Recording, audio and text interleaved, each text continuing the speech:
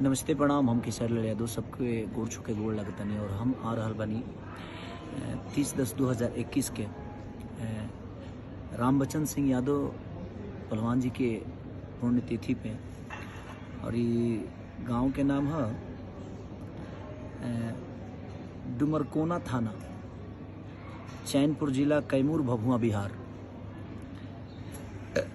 और हम दिन में 10 बजे के कार्यक्रम बा हमनी के, और हम आशा ना विश्वास करतनी कि वो लोग कोरोना काल के बाद पहला ऐसा शो बा हमार जौन कि हम स्टेज पर वो सब के सामने रूबरू उससे कुछ बात करब, कुछ गाना गायब और बहुत कुछ कहब। ऐसे जे 2 साल बाद स्टेज मिली हमके वो सबसे बतियावे खातिर।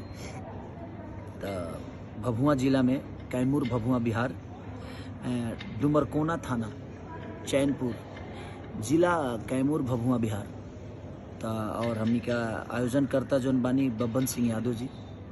तो वो लोग आई 30/10/2021 यानी काल।